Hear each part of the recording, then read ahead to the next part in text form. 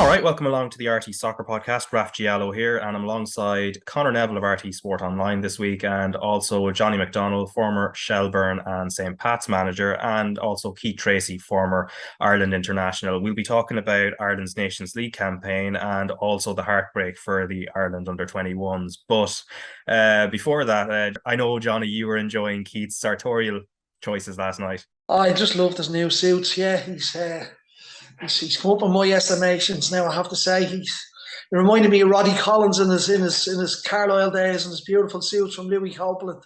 I thought it was the Sunday game I was looking at. Oh, stop! I can't get away from it. Everywhere they toured, everybody's a fashionista all of a sudden. Yeah, you look great. You looked great, Keith. Did you tweet it? Did you tweet the tailors? You're supposed to do that, and No, thankfully, Conor, I'm not on social media Okay. for these type of reasons, so people can't reach me when I wear horrible suits on the telly. Yeah. yeah. No, I wouldn't. I'd be different. My tailor would be collar and cuff. So I make sure I look after them. Did they kick you out there today? Did they? Say again. Oh, stop. But anyway, that was on a different channel. So on our two channels, we had the Ireland seniors and the under-21s. But Conor, it was a bit of a two-screen job. Well, yeah. I mean, it wasn't for me now, because I was at the home game last night. So we kind of picked up during the game that it had gone to penalties, and I tried to get it on the RTÉ player, but there was some issue with the app on my phone. I shouldn't be saying that on this podcast, but I couldn't get it up. But I followed it on the tracker, and yeah, it was very disappointing. I mean, as Jim Crawford, I think, said, I think they probably lost. What really cost them was not winning the game on Friday night, because they had so many chances in that second half, and that was it was a real letdown. And the penalties obviously were very poor. He insisted that practicing penalties is not terribly relevant to the pressure situation that taking them in a competition would be, but it's immensely disappointing. And then there was the small matter of the home game against Armenia last night, which was obviously a very chaotic end game. It was ironic that we've so many players playing with the senior team that come through the 21s. A few of them could still play, and the Israelis brought back players out of the senior panel and played them in that match because it was so important for them to qualify. And it was as important for us to qualify. I think it was hugely important for that 21s group to qualify. For the development of the game, for the pathway for the players, just for the. The FAI, the persona of the FAI and where we're going and where the soccer is going in Ireland to qualify for tournaments, is what it's all about, and especially with the 21s. And I just thought it was ironic that the Israelis brought some of the players back from the senior team. Yeah, for ourselves, though, I think the game against Armenia was probably important given where we were, though, in terms of the points return that was needed. It was also relegation on the line. 7 points, Conor, is the return from those games. When we talked about the start of the campaign, it was supposed to be a bridge to Euro 2024, and in the end, I think we seem to be left with more questions than answers. Yeah, I mean, you're left wondering, after watching that game last night, you're left wondering what measure of progression has been made, because we seem to be in the same continual spiral in the Kenny era of apparent progress one week and then, sort of crushing come down the next. And it did strike me that, Ireland, under Kenny, Ireland have tended to play quite well away from home against teams like Scotland, Serbia, etc., albeit not getting results, sometimes getting a 0-0 draw or whatever.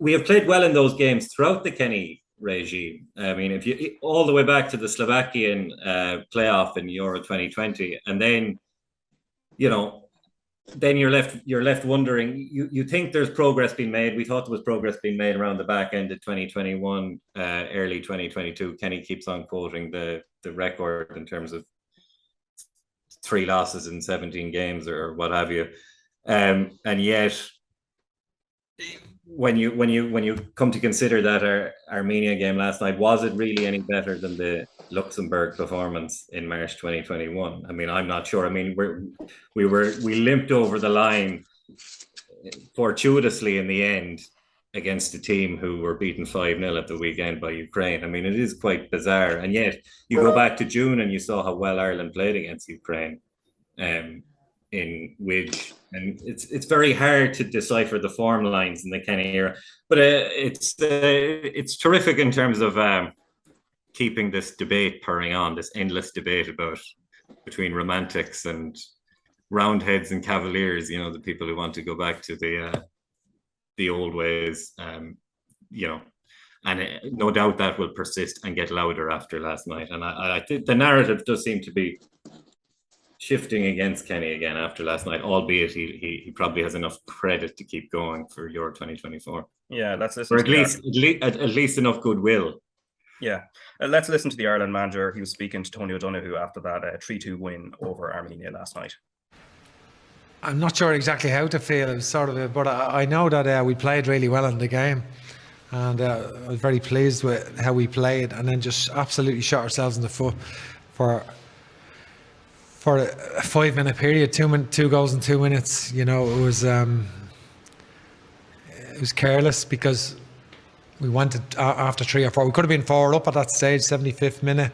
We'd centre backs overlapping, and everyone committing to attack, and we obviously got caught on the break when we were winning 2-0, and then we made a mistake and got punished a minute later.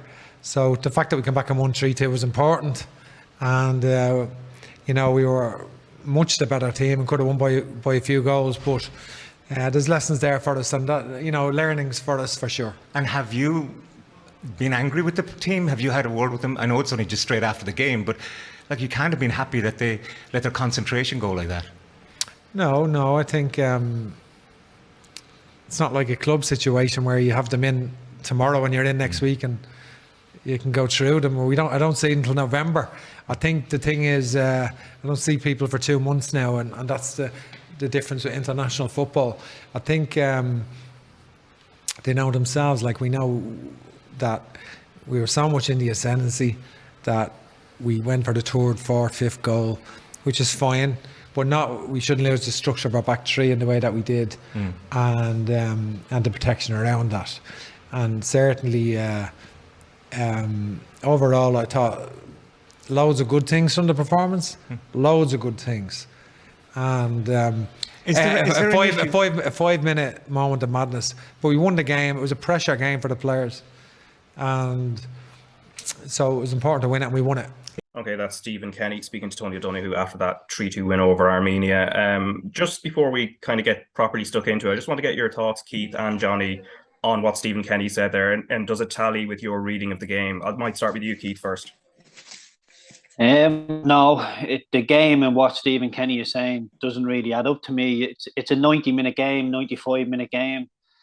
We played well. I think you said a minute, and we're all committed to attack when we're winning 2-0. You know, it's just really naive stuff at international level. And I said before the game, there will be a period when Armenia are on top. And I don't mean, you know, turning the screw, battering us, but they will get a couple of shots off, as teams do. We just seemed really, you know, unable to deal with it. The first goal goes in. It's so poor. It's Conor Hourihan crosses the ball straight into the Armenia keeper's hands, and he holds it for 5-6 seconds, and then he throws it into the middle of the pitch. And Conor Hourihan and Jeff Hendricks, they just can't get back. They can't get back. And considering Conor's only come onto the pitch, you would have thought he's lost the ball. He'll have a bit of input. He'll have the legs to get back and have a snap at somebody. But it's just like the alarm bells aren't ringing. They'll just have a little gentle jog in here. They break the lines. And look, it's a decent save by Bazunu. The first save, hits it onto the post. The follow-up's a great finish. That can happen. You can get a sucker punch, a counter punch in international football. But when we kick off, then I'm looking for leaders. I'm looking for people to start talking to people. Calm down, relax, lads. Don't give them anything. No silly passes, nothing.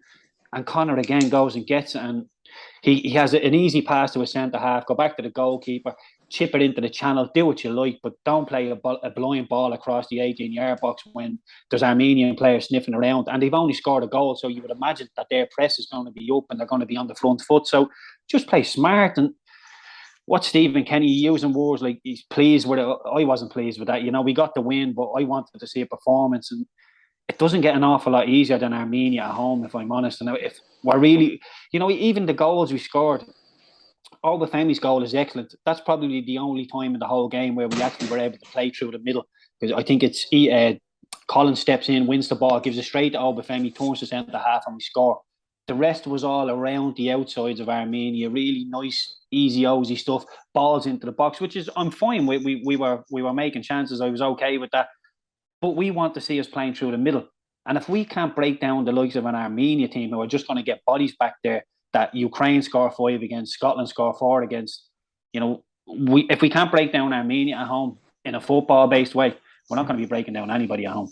Yeah, and Johnny, similarly, what do you agree and sort of disagree with from what Kenny said there? He spoke about in the game, comfortable, and I think comfortable comes to mind. I think they just dropped into that comfort zone. One thing I couldn't understand was the substitutions. Jason Knight being taken off, because him and Robbie Brady were causing terrible problems down the left-hand side. There was a great dynamic about the two of them coming inside, going outside, overlaps the whole lot. Whereas on the right side, Hendrick, and Matt Doherty playing as straight lines, balls back, crosses into the box, whereas the other two were causing huge problems. And I couldn't understand why Jason Knight was taken off. As I said, I just think he fell into that comfort zone. The goal, Keith is talking about the ball coming into the keeper's arms. I watched the goal again this morning, and he rolls it out in the midfield. They play through one pass, the diagonal pass out to the right. And I rewound it. The referee actually runs by Jeff Hendrick to catch up with the play. He actually runs by him. If you see the goal again, he runs by him. Bazzuno makes the save. I thought Collins could have cleared it. I think he's been done brilliant. I thought he might have cleared it where he let it come through. I thought he might have cleared it out for a corner. Great finish. But I was astonished to see Jeff Hendrick, the referee, running past him. The second goal, as I said, unforced error, as they'd say in tennis. Nobody near him. Absolutely no one. The ball wasn't actually even going to an Irish player. It was actually going nowhere. It went into no man's land. And it was just a lack of concentration. Keith spoke about a lack of leadership, just a lack of taking responsibility. And Conor Huron's an experienced player. So just as Stephen said, madness for 5 or 10 minutes. And we are lucky they had a third chance, which the 7, he just put it wide of the post. Bazzuno might have had it covered, but a great strike from the edge of the box as well. Look, comfortable, yeah, but I just think we dropped off. At the start of the game, they didn't come out of their half. It was the 42nd minute before they had all their players in their half and up onto the halfway line. So we should have nailed them. They played a low block. We should have known that. The low block means there's no space in behind. Troy Parrott loves to run in behind. Slide rule passes, balls in behind. There was no space. Obafemi maybe playing off him, as you say, for the goal, done really well. But again, sometimes when a team is playing a low block, and it might be a bit contradictory, but sometimes you have to let them have the ball so they come out and advance a bit and then leave the space in behind. Yeah, and when you're talking about that kind of tactical setup, then how much, and this is kind of going to Liam Brady sort of saying that the players are possibly more to blame and Stephen Kenny should be going through them. How much responsibility is it on them to kind of interpret that during the game? Stephen said, he actually said we were committed to attack in this first part of the interview. So does that mean everyone attacked? Because there was big spaces, as he said, when the keeper rolled that ball out for the first goal, there's big spaces. There's people who attacks, how we attack, who attacks, where we attack. But who holds, who says deep for the hold up the opposition to slow them down on their counter-attack. So, the tactical side, players need to take responsibility as well. I mean, you can set up something for training all week, and you might set up to say, we'll go down the left or down the right or around the corner, around the wings. And if there's something happening in the game, you've got to take the game on its merits, for the want of a better phrase from Johnny Giles, and to say, we need to keep doing this because it's working. So that's where you have the experienced players and the responsibility of players and the confidence of the player to take that responsibility. You must give the players that responsibility, that they have the confidence to go and try something. Yeah, now this Nations League campaign sort of a bridge between that last World Cup campaign, which ended on a more positive note, albeit we were well out of it at that point, and then obviously the Euro 2024 qualifiers that start in March and the draws in October. But Keith, do you feel, have we seen enough development during this window?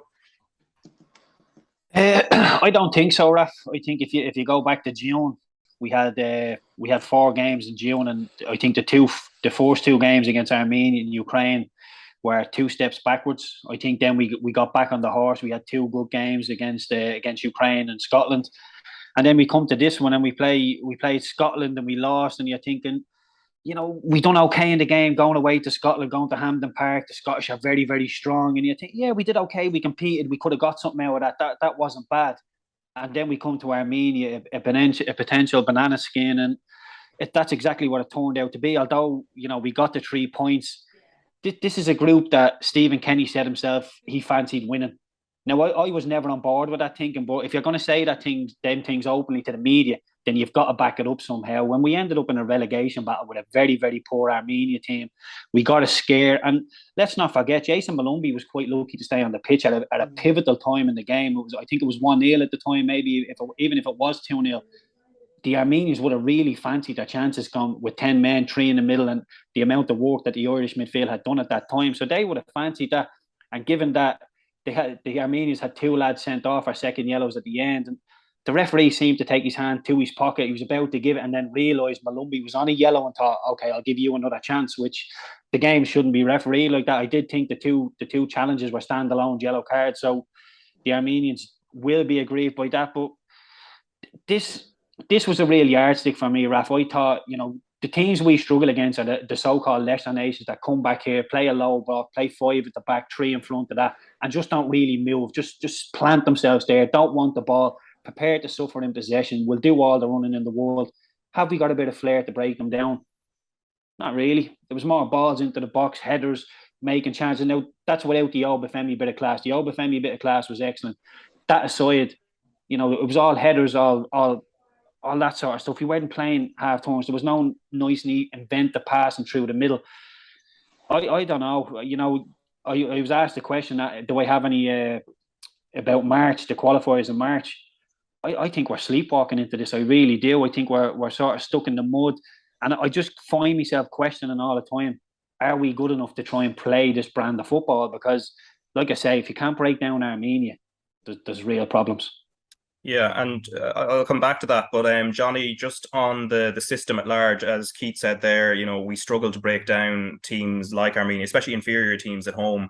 The system that is being used, the 3-5-2, seems to work really well against teams of our level and above. But should there be a tweak when we're playing teams like Armenia that are harder to break down? It's more of, you got lots of the ball and we're moving it slowly and we're going from side to side. I thought we moved it quickly enough early on in the game.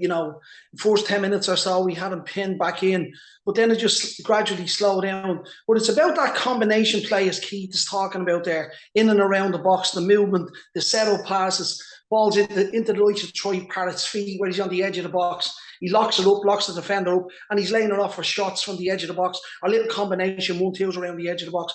And that's been invented, but it's also been where you do it on the training pitch. You need to tweak it and make sure is it going in behind, is it going in the feet, is it going wide? And you've got to have a plan A, a plan B, and a plan C because you've that much of the play.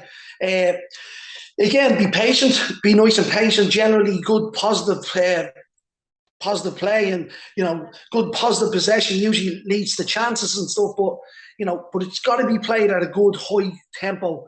Fellas knowing when to make runs. Who's running off the ball? Who's running into space? Who's being set up for, as I said, for little setups for shots, stuff like that.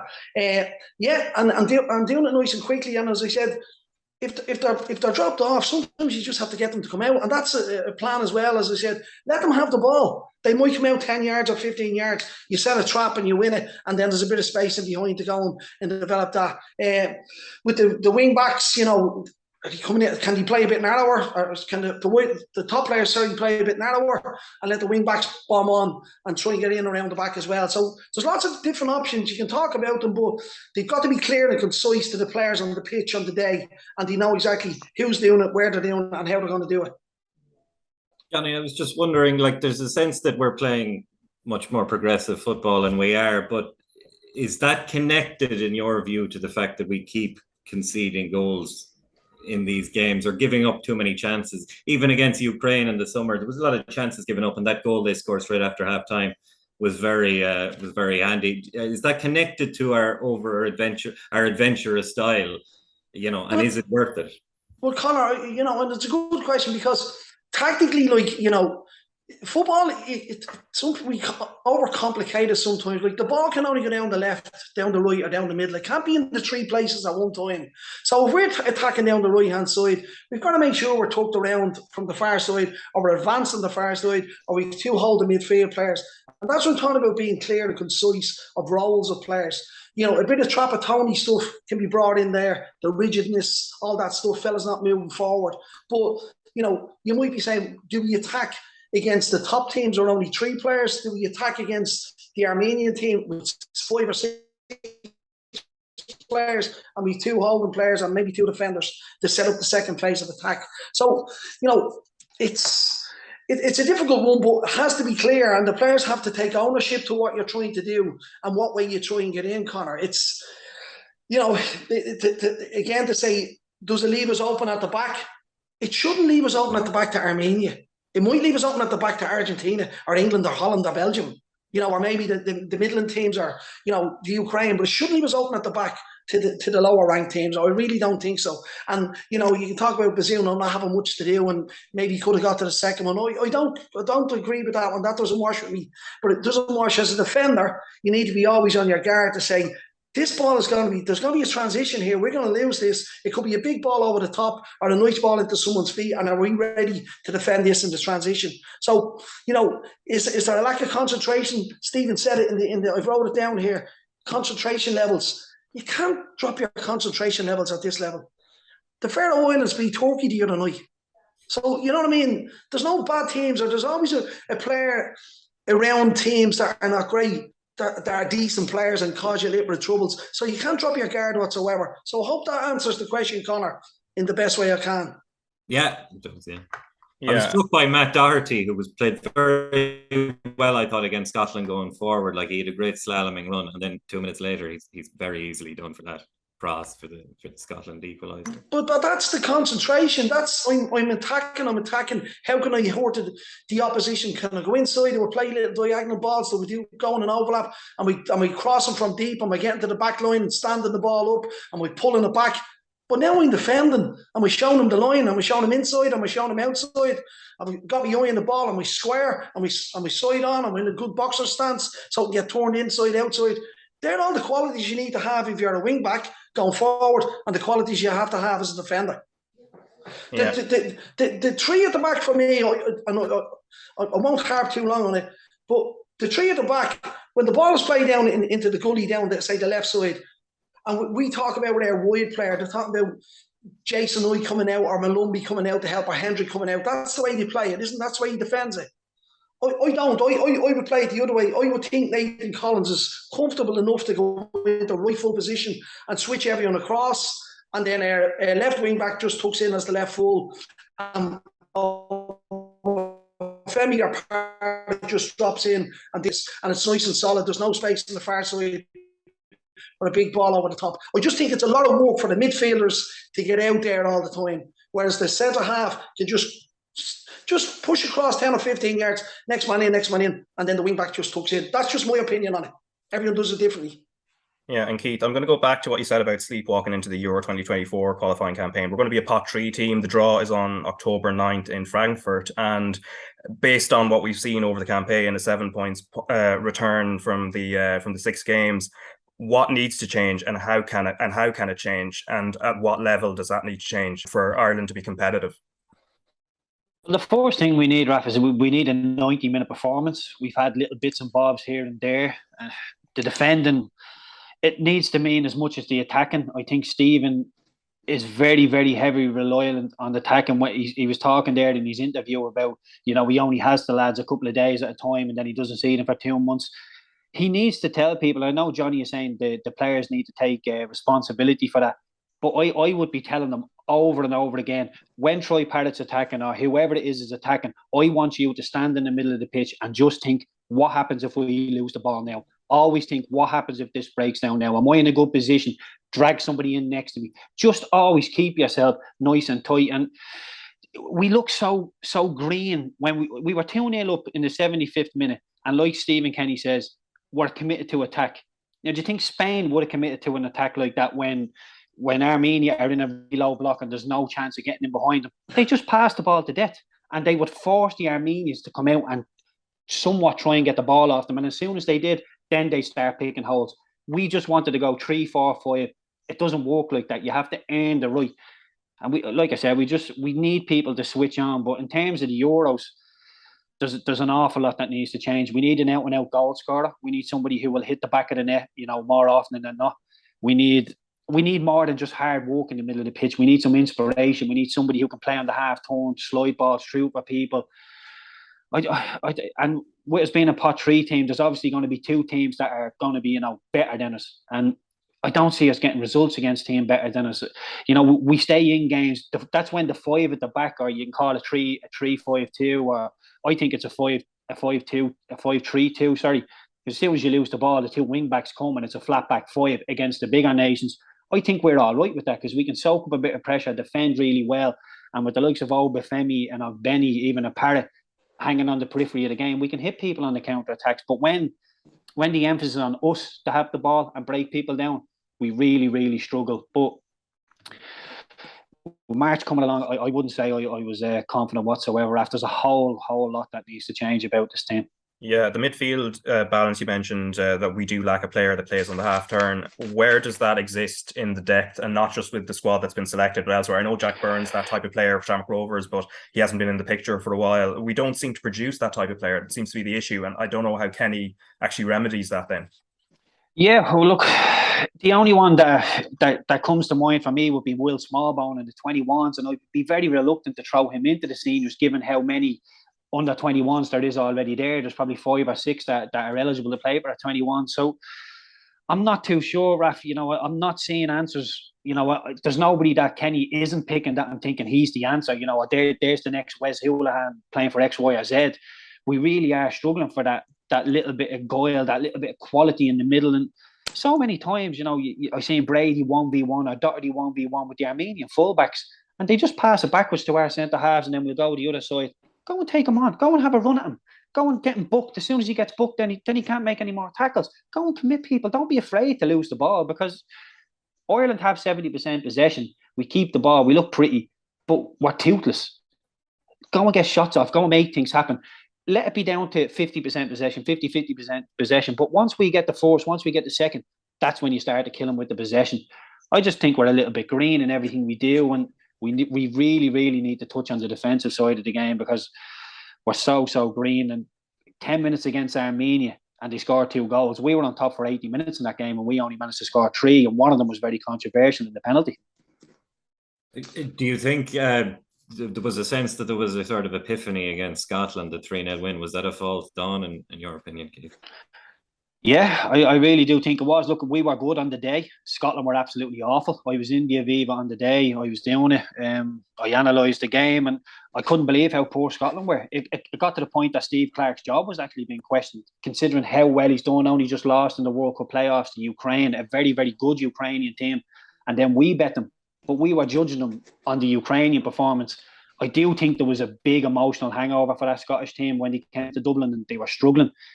We played well. They were shocking, but I think they remedied that. It was more like the Scotland we know when we played them in Hampden, and even that didn't depress me, that game. Although we lost the game, we were heavily outweighed in the middle of the pitch. It was a Premiership, basically a Premiership midfield. I know McGregor was in there, Scottish Premiership, but he's playing in the Champions League, head and shoulders above anything we have in there. So we were heavily outweighed there, but that wasn't the problem for me. That wasn't where we lacked the talent needed. The talent we needed was in the final third. We were really wanting, and it goes back to the Parrott chance. These are fine margin, these games. If he scores that goal, the chance against Scotland, you would fancy us to go and get something out of the game. As it happens, he misses. Scotland go and get a scramble hole in the game, and we just couldn't recover. But there's still big question marks over Ireland, and there has been since from the start of Kenny's reign. Yeah, and there is one voice missing from the coaching staff. Obviously, John Eustace leaving, and previously he had replaced Anthony Barry, who had replaced Damien Duff. Johnny, do you put much stock in that? And also, is it crucial that maybe there is a different voice in there when Ireland and the FAI select whoever that replacement is going to be? No, I don't think so, because I think Stephen's his own man, and I think Stephen will let the coaches know exactly what he wants to do, and they'll just bring it onto the training pitch and do it to whatever way Stephen wants to do it. I don't think they're the implementing. I think Stephen's the type of manager that it's the way he does it, and he'll just get his coaches to implement that onto the training pitch to bring it onto the match day, to the game. No, I don't think so. I think Stephen is the main man there, and it's what he says goes. And he's not. I'm sure he takes on board, but I don't think he's fully influenced anybody else. I think Stephen likes to go with exactly what way he wants to go, and I don't think that's going to affect him. Just going back to what you said about looking for that midfielder with a bit of guile and a bit of stuff. If we don't have it, sometimes you sometimes have to bypass it. And I don't mean long balls. You can still play into the 10 or the maybe in the 4-3-3 with the wide men coming inside and your fullbacks bombing on. We can get it into fellas' feet. And again, setting up and playing on the front foot in the last third as well. So there's lots of different ways you can do it. There's no point in, if you don't have the ingredients to make it, what's the point in having three fellas in there running around that can tackle, and the passing is okay. It's not fantastic. It's not one what they do the work defending, but sometimes you might have to bypass them, or you can mix it up by playing it in, drawing a team in, creating the space in behind the midfield, and then getting the ball in. So, and I can totally understand what Stephen says. That takes time, and that takes time at the start of the pre-season, the way you're going to play, what teams you're going to play against, how you're going to play, and stuff like that, low blocks, high blocks, tight midfields, all that. So that takes time, and I can understand, I've been there, the international football, you don't have to have the players there all the time, but what you need to do is to make sure your plan is clear, and that the players know exactly what you'd like to do. And a final point on the Ireland seniors, and we've got friendlies against Norway and Malta and Malta one being away from home on the 17th and 20th of November. So Keith, on that, obviously, as Johnny has just said, there's a need to have more clarity with the plan, but in terms of experimentation, what do you want to see in those games? And I mean, they will be slightly overshadowed by the World Cup, which is starting about that time as well, but what do you want to see? Well, I want to see us win games. I just want to, for so long we've said our performance has been okay. We're not getting the results. I want to see it match up. I want to see decent performances. I want to see us win games. I just want to see a little bit of confidence bred into the squad, because when we were 2-0 up against Armenia, it looked okay at times. It really did. But as soon as the Armenians scored, they scratched the surface of us. Our confidence was shot to bits. We couldn't put passes together. And that's what you get with a team who doesn't know how to get over the line and win games. So I'd love Obafemi to catch fire. I'd love Benny to start scoring more goals as well. Just have people coming into form for them games and just get us excited about it again. Because like I say, in June, I think we knew we had 4 games. We were all really up for it. We all wanted to see how we did. And we ended that with 2 steps forwards. Like I said, this one feels like a bit of a damn squid. Armenia at home, it doesn't get a lot easier. And nobody was impressed. The 3-2 win, limping over the line. There's an awful lot got to change about this team. But I want us to get off, the running, desire, will to fight, all of that. We have all that. We just need a sprinkle in a start or some magic. Somebody who can play a pass that we can't see. Somebody, to get us on the edge of our seats. Not just in terms of running behind, I mean on the ball, going past people, because we pass from A to B really nicely, but we don't ever take anybody on. We don't commit people, and there's an awful lot that has to change, Raf. But I just want to see us winning and playing with some confidence. Yeah, by the time those November friendlies are played, obviously we'll know who we're getting in the Euro 2024 qualifiers. So the draw again, as I said, on the 9th of October, and we're in pot 3. Now, whether we get to Euro 2024 or not, we'll find out in due course. But obviously, the under-21s didn't make it to the European Championships. History on the line last night, and the really unfortunate way to go out as well on penalties. Let's listen to Jim Crawford, who was speaking to Darren Frehel at full time in Tel Aviv. Well, that's football for you. It's it can be cruel at times. I couldn't be more proud of the players out there today. It was backs against the wall stuff for large portions of the game, and we expected that. We knew that, and it probably goes back to the first leg where we missed those gilt-edged chances that, had we had scored them, would have put us in a really strong position coming out here, and we obviously caused them some type of concern because they dropped down 3 senior players who played on Saturday against Albania, so they knew the threat that we posed. And as I said, the players, they did their country proud, their club proud, they've done their grassroots clubs proud, coaches who got these players interested in football in the first place, their parents proud. It's a great group of players, and that's 1 to 25.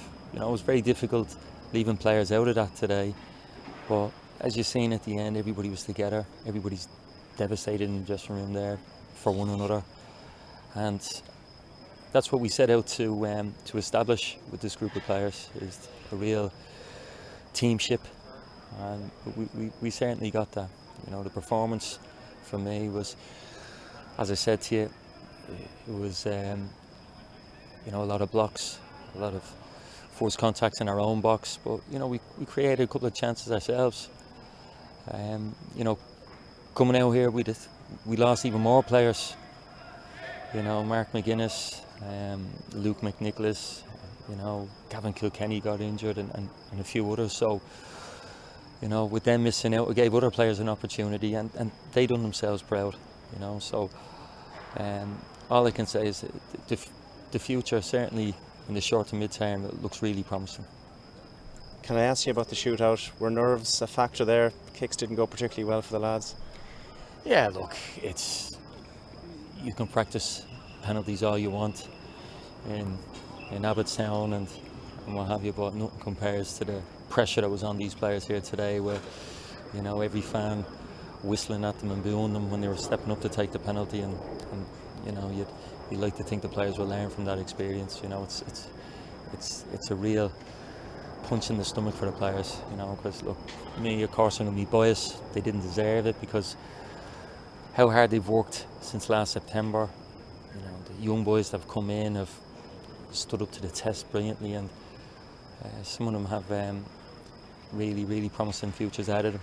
All right, that is Jim Crawford, Ireland under-21 head coach, speaking last night to Darren Frehill after that game. And obviously it's a horrible way to go out, obviously, on penalties. But I was working on this game last night, a really gutsy, tactically disciplined performance, and just, as I said, unfortunate at the end. But when you look at the 2 legs overall, obviously Friday's first leg, the 1-1 draw at Tallaght Stadium, is it fair to say, Johnny, that essentially the tie was lost in that first leg, especially with Ireland shading it in that game? Yeah, and Jim mentioned it there. I especially thought in the first half, and then the Israelis got into the game and got the goal. He reckons that's where he might have lost it, but still they had to go and play the game. And you said it there yourself, Raf. You watched the game. It was disciplined. It was organised. Jim's a really good coach. He's a great way about him, and the disappointment is huge. The disappointment for them is huge to get to a major championship. Of being there with the under-20 international team in 2002. Brian Kerr qualified the team, and we took them out there. And it's some brilliant occasion to go and play against the top teams. And they'd be so disappointed. Again, he mentioned the 3 players coming in from their senior team. Added to them, Jim lost a few players. Other players come in, and the difference there, they were playing in the playoff to qualify for the tournament, the 21s. Our senior team were playing it probably in a playoff, not to be relegated out of Division B and stuff. So, you kind of need to take a little bit of time, Jim, reflect, go away. But I think, they worked since last September. They had a plan, and they just got done on the finishing line in a dip, in a 4-0 finish, and it's really, really hard to take. But look, he's doing the right thing, Jim, and the positives are there for the game. As he said, even to the grassroots, he's that connection. He's a brilliant football man, and it'll knock him a little bit, but he'll come back better. He'll learn from it. Yeah, it's a moot point, obviously, because they didn't qualify. But the point you made there about the time in 2002 with Brian Kerr's team, did you feel like with a young squad of players together, did you actually actually visibly see players growing with the experience that they were getting, kind of being together in in an international tournament? Yeah, well, we did a bit of a build-up to. We played Italy, we played Paraguay prior to going away, and we had a decent group of players. Glenn Whelan would have been in the team, Keith Treacy would have been in the team, Jonathan Daly. We had a good group: Kevin Doyle, Eamon Zoyid, Darren Potter, great players at Liverpool. But look, to get them there and to have them, we had them there for a whole month. We actually won the group, and we had them there for the month, so we were able to work with them in the plant and build good relationships. And they built the relationship and they built as players. So, a few of them came through and played in first in a senior international team. Stephen Kelly, who commentated on the game last night, Stephen would have played in that group as well. So, we really a good group of players. And as I said, a few of them came through and played in the senior international team as well. Yeah, I think I remember Stephen Elliott talking about the temperatures. Talking about the temperatures out there, isn't it? The United Arab Emirates, a bit much for the likes of ourselves. We did back four one day of Stephen Brennan, Stephen Capper, Stephen Paisley, and Stephen Kelly. That was our back four. With 4 Stephens in the back four. So you're relying on nicknames, obviously. Whatever. But a brilliant experience, Raf. And this I'm saying, for them players to miss out on this, the question you answered me, did you see them grow? That would make them grow. That would give them so much experience, because you're playing at the top level, especially at that age, 2021s. And this would have definitely enhanced their progression as players. Yeah, and we're going to see some of this crop of under-21s obviously make the step up to the seniors before long. So Keith, just on that, who do you want to see make the step up immediately or as soon as possible, whether it's in these friendlies coming in November or at least when it comes to March? Who do you feel looks ready from the current 21s crop? Like I said, I really enjoyed Will Smallbone's performance in the first leg. He was really good. It's he just has that air about him, just floats into positions like he's not even thinking about where he needs to go. It just happens naturally, and that's a great thing to have. And the weight of pass as well. You always know when I was playing football, when a new player comes in the door and he passes the ball to you, it's always the weight of his pass, and you think, yeah, this fella knows how to play. And the way he was fizzing balls into Aaron Connolly on the half turn, it was really, really encouraging to see. So he's somebody I'd be keeping my eye on. I was really happy with Joe Redmond in the first leg as well. He was really good on his debut, the St. Pat's player. And a big plus for me as well was Aaron Connolly, somebody who's already been in the senior team, but it almost to me didn't even matter how he played in the game. It was all just about his attitude, because we all know he has the talent to be able to play. It was his attitude, and with him being in the senior team, being in Brighton, now he finds himself over in Serie B. He's in the 21s. He could have easily took this all as a punishment, and it's all comes a bit on his shoulders, and everything's just a little bit heavy. But I thought his attitude was spot on. Looked really, really dangerous. And I think Stephen Kenny will maybe reinstate Aaron Connolly to the first team. But like I said, I'd love to see Will Smallbone in these friendlies. Maybe won't be ready for the qualifying campaign in March, but I'd like to just blood him in the friendlies. And what did you think of Joe Hodge, actually?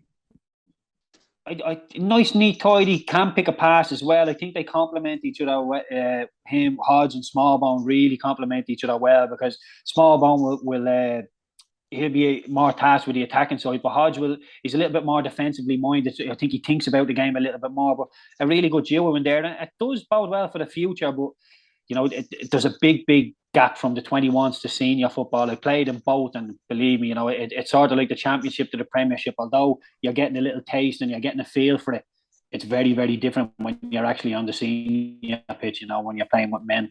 Yeah, and Johnny, just on the midfield depth, and then we might just talk about Jim Crawford's future as well, because there's a little bit of uncertainty in terms of his contract. Now, he's kind of played it down and that he expects it to get done fairly soon, but he has been linked with the Bohemians vacancy. But Conor Coventry, captaining the 21s, obviously, has had a little bit of game time at West Ham, kind of as a late substitute in a couple of competitions. But do you see him as somebody capable of making that step up, especially we saw the absence of Josh Cullen there when he was suspended last night, that there probably wasn't that immediate replacement for him? Look, from a manager's point of view, there's no different. You're bringing young players into the senior squad. It's good to see how they react.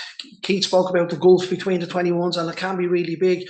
But what you need to look for in a player is that they have the potential to make the leap. You know, they might play well in the 21s, but is the potential there for them to push on and go into the senior team? Have they got that, and mentally, physically as well? You know, I think Coventry would be a fella small, but they'd be lads that you'd probably bring into the squad, let them fit in and see how they go, see how they develop within the squad. I don't think there's. I think what Stephen has brought up is the players that are ready to move up now.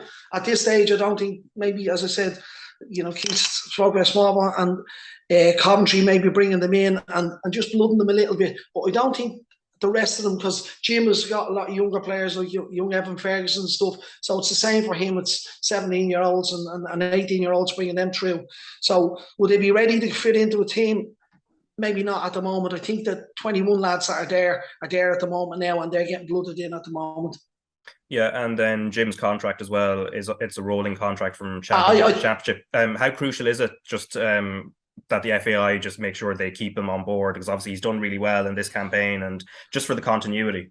I think this could be Jim's call. I think Jim, you know, to talk about Bohemians, I think, you know, I hope he's not blinded by the disappointment of not getting through the other day. You know what I mean? I hope not.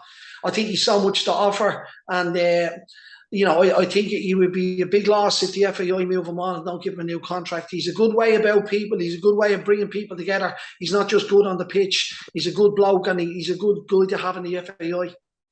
Johnny, do you think it was a missed opportunity not pulling some of the under-21s back from the senior team? Well, the Israelis answered that question, Conor. And I know our game was important. You know, realistically, I would have tried to get Troy Parrott to come back in. I think we'd enough there. I think we'd enough to win the game against Armenia. Even if Troy Parrott hadn't been playing last night, and it was still so uncomfortable to watch the way it was in the last 15, 20 minutes, and we still won, and Troy Parrott had been playing for the 21s and we got through, wouldn't it have been brilliant to stay up and get the 21s through as well? I think the balance, I think it's so unfair, and it's just the way it is for an under-21 manager. Stephen is talking about developing players. The development players are the younger players, 17s, 19s. They're the ones you develop for the senior team. You know, after that, we're looking for, you know, when you get them into the first team, you're looking for excellence. You're looking for the top quality player playing in your senior team. I just thought it was an opportunity for their under-21s last night to qualify. A brilliant opportunity. And I just think they needed all the help they could have got. And I still think, by helping them, I still think we could have done both jobs. We still could have beat Armenia, and we still could have qualified for the 21s. Yeah, I think the thing with the Israel situation as well for them, so they were meant to play Russia, but obviously Russia are currently banned from international football. But Raf, it's nothing to do with Israel. It was to do with us winning the two matches, and I think it was doable. I really do. Yeah. No, I just meant sort of that they were playing a friendly last night, so maybe they felt they could afford it, and obviously they had done well in the Nations League. Well, in fairness, Raf, to be honest, I you know, it was probably like a friendly for us up to 75 minutes. I think Shamrock Rovers would have beat Armenia last night.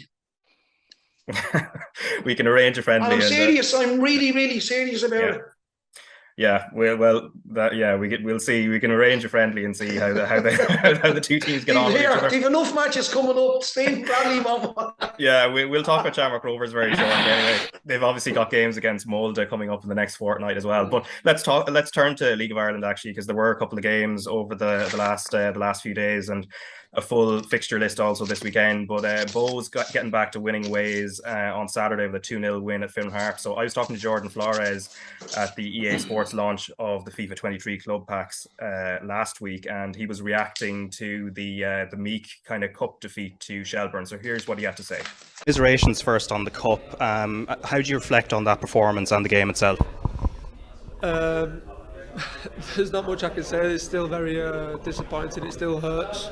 The manner in which we lost, obviously it wasn't good enough. But now we've just got to look forward to finish the season as strong as we can.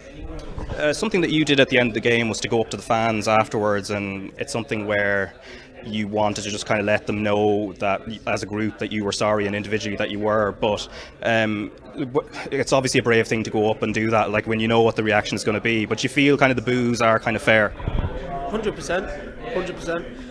Over the season, I think sometimes there has been harsh moments where I've not really agreed with some of the things, but on Sundays, yeah, more than deserved.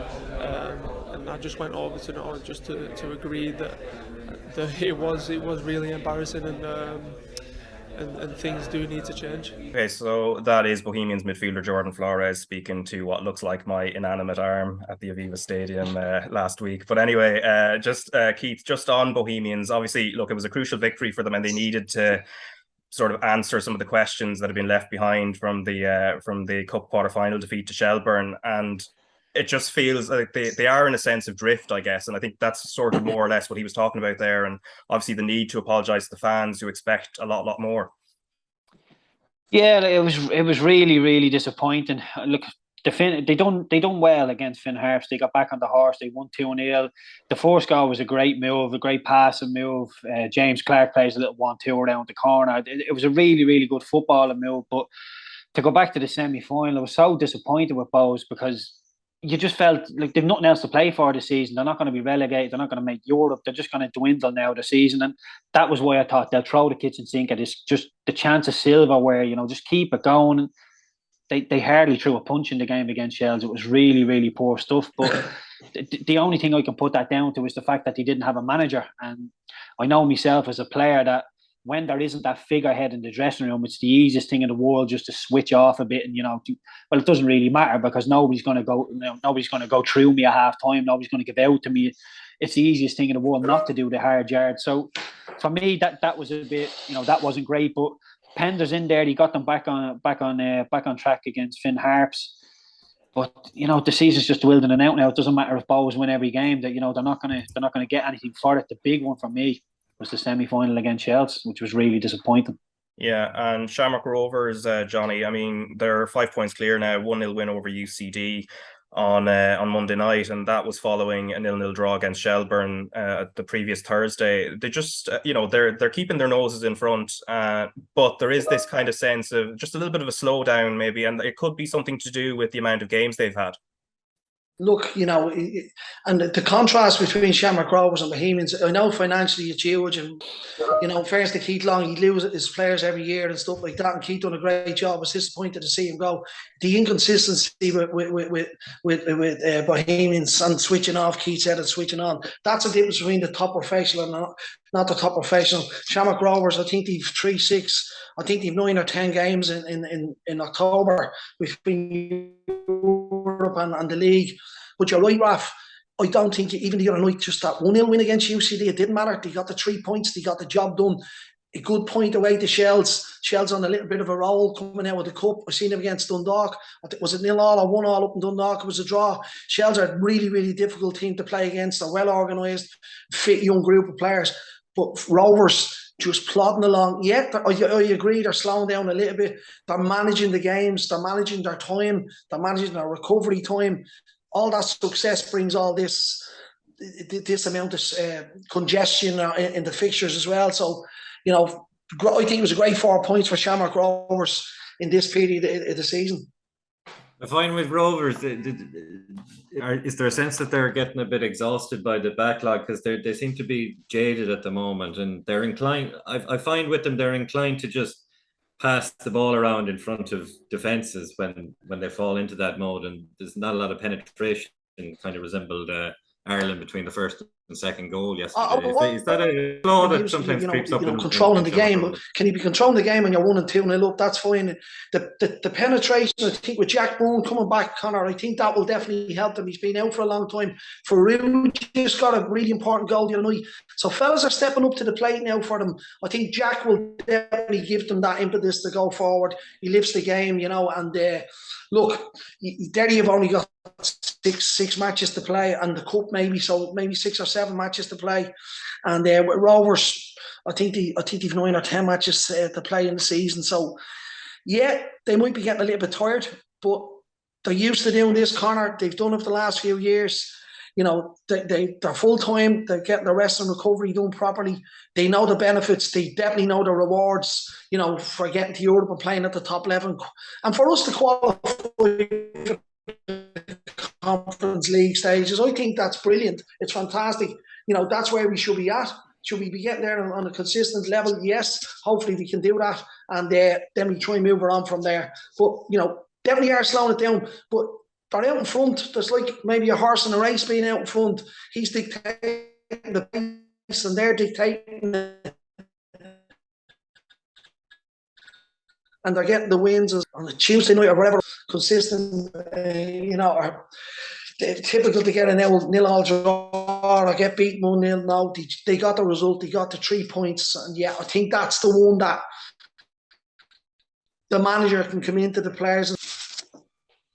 Yeah, and obviously they have to fit in the game against Armenia in the middle of that as well, I think, as we've alluded to.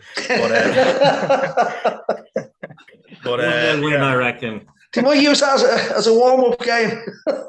Yeah. But the difficult games, like they've Sligo, then they've Malda, then they've Shells at home, then they've Malda again, and I don't think they beat and Drogheda this year. They play Drogheda away, and then they Pats, Gent in between that, and then depending on how the points are going in the league, they Pats, Gent, and then they've Derry then at the end of the month, So I think the last game of the season for them is I think it's a home to UCD. It could be away to UCD, but tough run in Pats, Derry.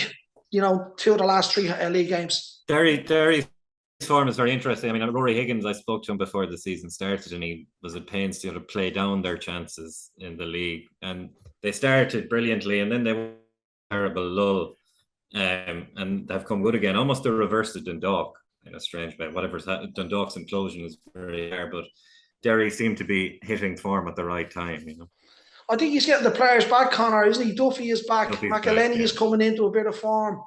And they're getting goals from all over the pitch, patching chips in with free kicks. They get goals from the centre halves as well. And I was up the game last week at the cup game against Shamrock Rovers. I was talking to Rory, and he said they'd done a really tough pre-season. They got them fit, they got ready to go. And you're right, Conor, they kicked off the season fantastic. And they hit a lull in the middle of the season, whether that's through injuries or just a little bit of form. But in fairness, they're 5 points off Shamrock Rovers. They're still there. And you're right, they're coming into a bit of form. Is it 3 goals they've conceded in 13 or 14 matches or something like that? I don't particularly like the stats, but that's the way they're at. They're still on the heels of Shamrock Rovers.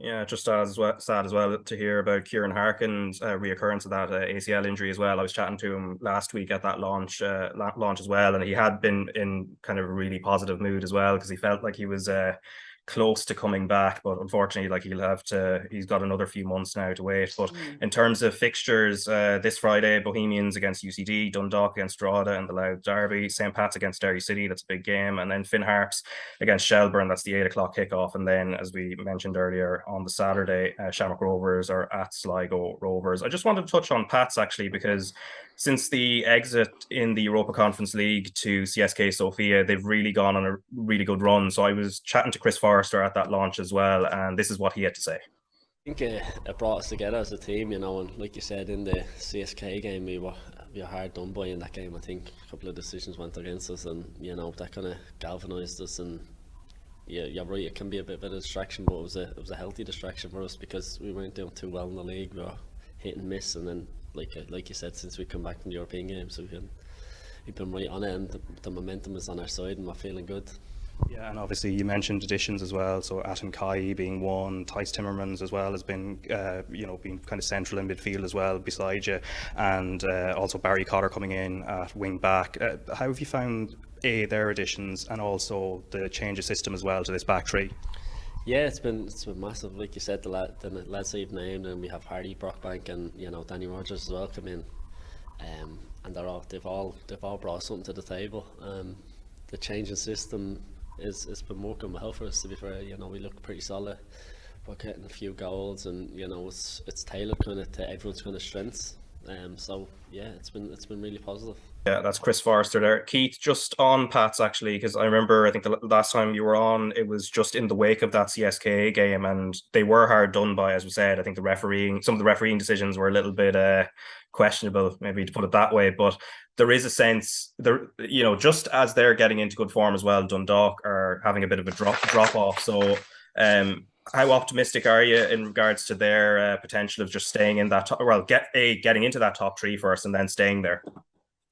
Well, yeah, Pat.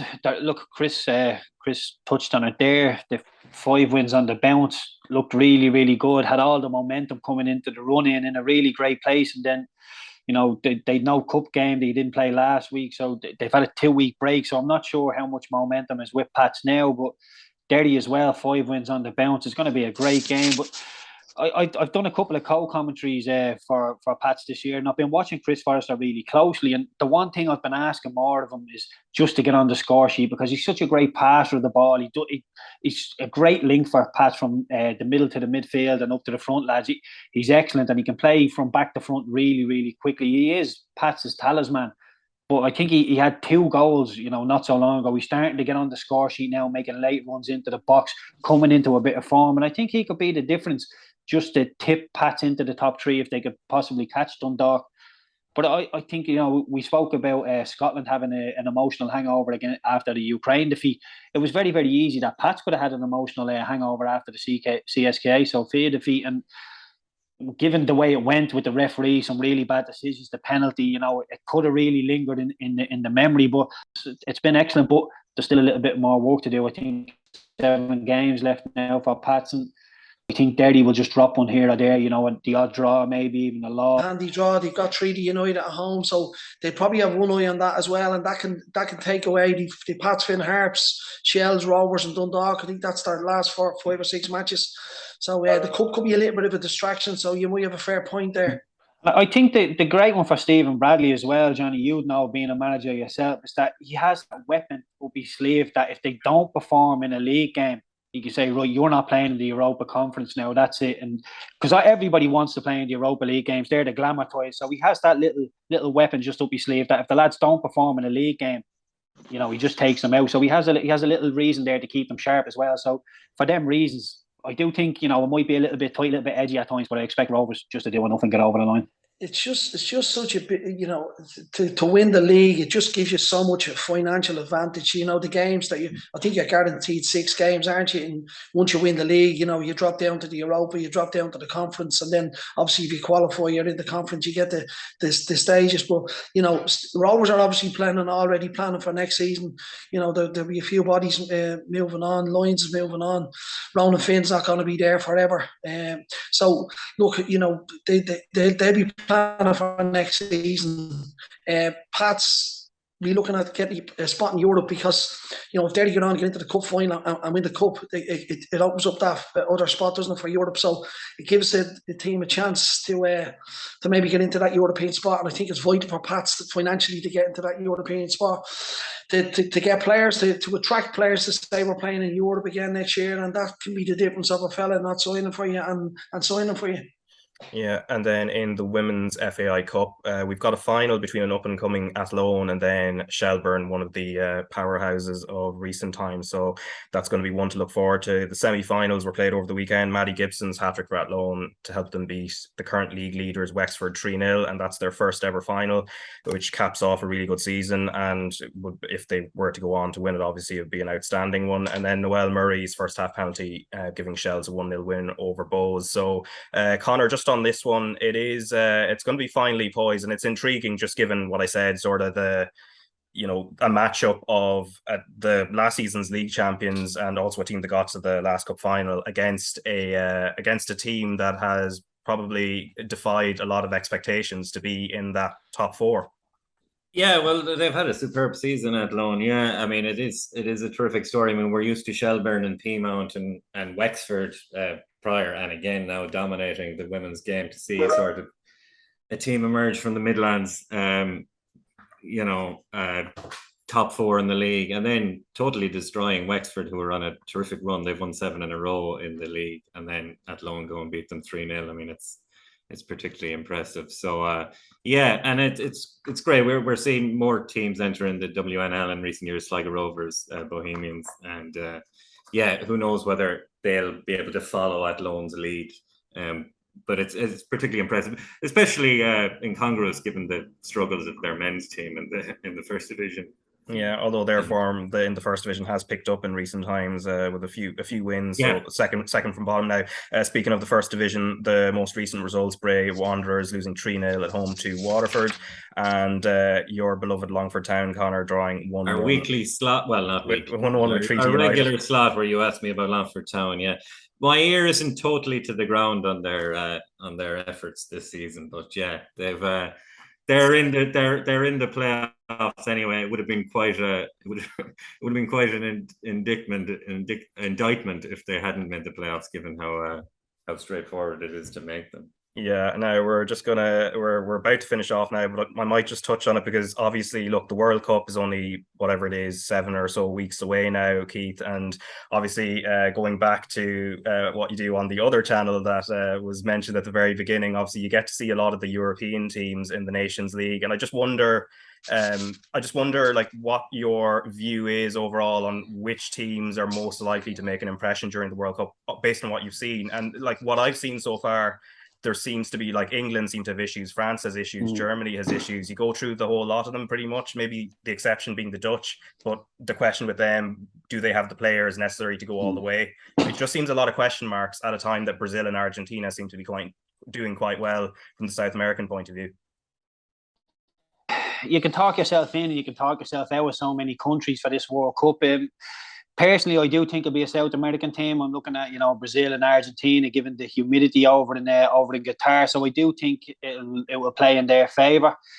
I said the other night that, Portugal on paper are outstanding. They really are. Even if you take Ronaldo out of that team, they're outstanding. Bruno Fernandes, Bernardo Silva, João Cancelo, little Ruben Neves.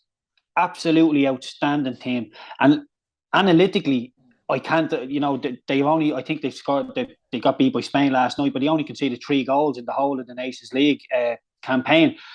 Scored 11 goals, doing really, really well. So outstanding attack, really strong defensively. But there's just something about them, it's just something I wouldn't go and back them. And I don't know why. I can't put my finger on what it is with them, but there's just something about Portugal. The same with France. I know Mbappe, Griezmann is not in great form at the minute, although it's starting to pick up. I can talk myself out of the French team as well. I can talk myself out of the English. They have so many problems at the minute as well. So I thought I'd probably just walk into the bookies, Raf, and close my eyes and pick whoever comes up. It really is one of them. But for a more measured account of it, I'd probably go Brazil or Argentina, just given the humidity over there, given the possession-based style that these teams will play. They'll make people run. And even the Dutch, the Belgians, there's question marks over them. Have they still got the players? Can the Belgians still do it defensively? Jan Vertonghen, Alderweireld getting older every day. So, if you can imagine one of them coming up against the likes of Mbappe, you can imagine what would happen there. So, like I say, I can talk myself in and I can talk myself out of most of these teams. So, considering I said it's not going to be Portugal, I'm going to go for Portugal. Fair enough. It's the logic there. Yeah, it's a little bit of Schadenfreude. It's obviously with the problems, the question marks we have about our own teams. A bit of Schadenfreude to just talk about some of these teams that are also struggling at a slightly higher level than what we are. But just a final one, actually, Johnny, before we go on the English, as I think Keith pointed out, that they're not likely winners, not based on current form anyway. You should tell the English media that, Raf. I think they're slowly coming around to it. I think just based on some of the performances, but just on the Trent Alexander-Arnold thing, Johnny, actually, because he was left out of the matchday squad for the Germany game, and he hasn't really had a look in. They have 4 right backs potentially, and even you could throw someone like Eric Dyer potentially as another option that can play there. There's a possibility he's not going to the World Cup, and you can understand the logic in one way, but at the same time also you're looking at a player who, regardless of form, probably one of their more generational talents, and it'll be weird to see him not at a World Cup. Considering I don't know what happened, whether it's a personal thing with Southgate or numbers wise in that position. It does happen sometimes. Like you look back down through the years, the great right fulls we had, Carr, Dennis Irwin, the likes of Curtis Fleming didn't get a look in because of the top players that were there, Stephen Finnan. So sometimes that can affect the reason why you don't pick someone. Is it a personal thing? I don't know. Stranger than that, he's not involved. You look at the team the other day, and you look at them and you say, where will they end up I think they'll get quarterfinals and stuff like that. I think they're good enough to probably get into somewhere like the quarterfinals, and after that, the teams are a lot better than them. There's lads playing, in the England first team that are not playing in their club teams. And Maguire and the left full, what's his name, scored the other night. Luke Shaw. Luke Shaw, sorry. So the likes of them two are not playing. They're not playing, especially Maguire. They're not playing every week, and then they're playing in the first team. Alexander's playing probably nearly every week, and he's not getting in. But for me, it's not your team; it's the country's team. And I think you pick the best players that fit into the best system for what you're trying to do. I think you always try and put out your best team on the pitch, no matter what. So I think if a manager has a personal issue with a player, it's not like a club where you can fine him or let him off. That club belongs to the country. You know what I mean? And you've got to do the best for the country and put personal issues aside. The likes of Connolly with the Irish team, I don't know what's going on there. Could he be brought back into the team? I'm not saying he's a Robbie Keane, but whatever makes your team better, and then you can deal with stuff later on when you're finished your term as a manager or whatever it might be. And generally, you make up with these guys. We've all done it, and I've turned all them pages. But look, England, they're in a little bit of bother at the moment, but on their day, they'd be quite capable of beating anyone. Yeah, and anyway, Conor, that's England and the rest of them. It's not France. our problem. France will be there and thereabouts. Yeah, but you're England and the rest of them. Not our problem, Conor. Not our problem. Although it is tremendously interesting watching the debate on Southgate, and there seems to be a similar kind of well, I don't know about culture war, but it's sort of a culture war over there over whether people think Southgate has done incredibly well to get England to a World Cup semi-final and a Euros final, or whether he's frittering away maybe not a golden generation, but a silver generation. who won't even get silver. But anyway, that's it for we'll see. I might eat my words later, but we generally don't play anything back, so I think I'm safe. But anyway, that is it for this week's soccer podcast. Conor Neville, thanks for coming on, and also Keith Treacy and Johnny McDonnell. Cheers, Jeff.